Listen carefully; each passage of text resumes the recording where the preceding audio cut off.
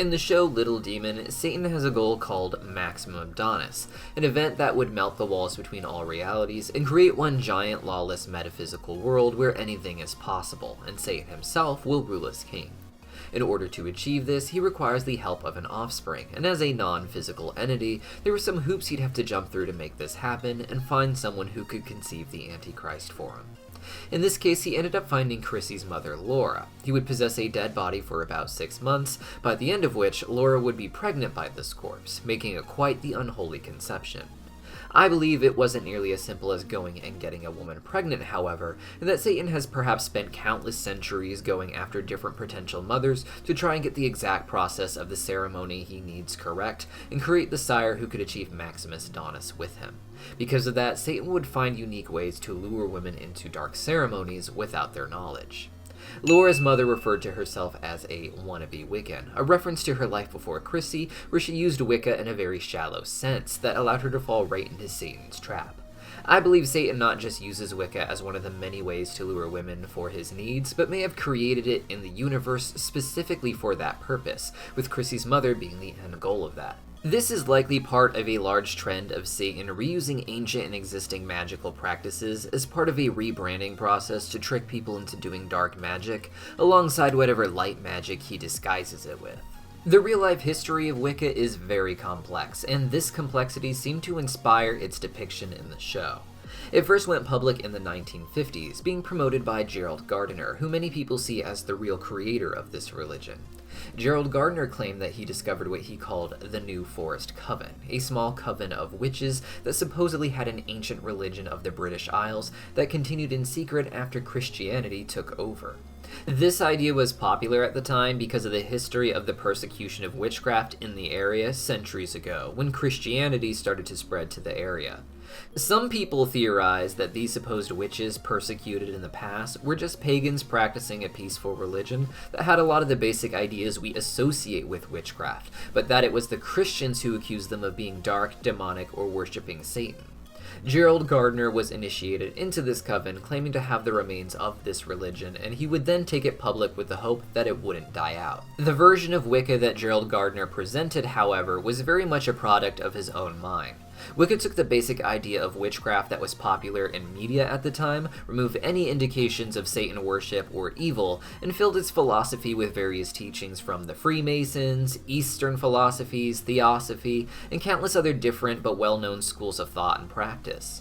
Very little new appeared in Gerald Gardner's version of Wicca at all. Most people assumed he lied about the coven, as the teachings of Wicca much more represented Gerald Gardner's philosophical readings as he progressed through life.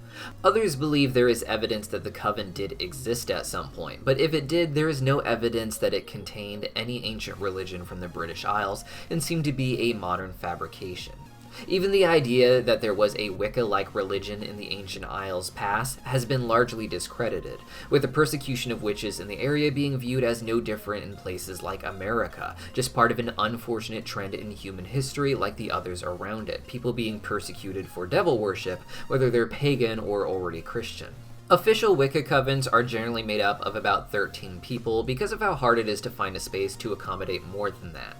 To become an initiated Wicca, you have to go through 3 teachings over the course of many years, the first teaching coming only after a year and a day of waiting to be initiated.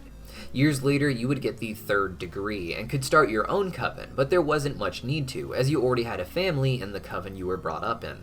Because of how long it takes to get into these covens and how small the covens are, there was very little growth, and initiated Wicca, as Gerald Gardner made it, never actually went that mainstream. Instead, Wicca would become more popularized by a few books and some Wicca celebrity icons who popularized it among mostly young women, ages 12 to 24. These readers generally have no way to get into a Wicca coven even if they are near one, and most do not even know that there is an initiated form of Wicca that exists, as the books preach the more general thoughts and practices of it, the thoughts that it was more founded in than what it actually became, as such a long and rigorous secret study.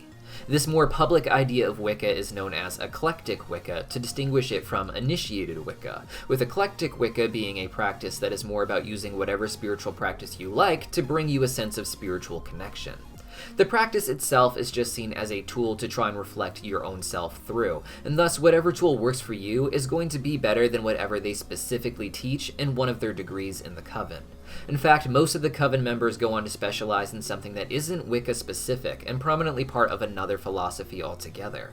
As such, the public position of initiated Wicca is that anything a Wicca does in eclectic Wicca is more or less valid.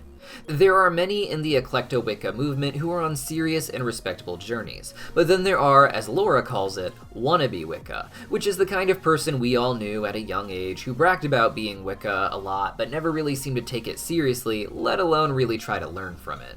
In the show Little Demon, it is this form of Wicca that Satan is preying on, luring in girls who are chasing Wicca as a fun identity label, as opposed to a spiritual practice of self-examination. Like Gerald Gardner in real life, I believe that Satan in the show took the various elements of existing religions and mystic practices and rearranged them into a system that appealed to younger women. He would then use his legitimate powers to lure those young girls in and try and get them to do the things necessary to create the Antichrist.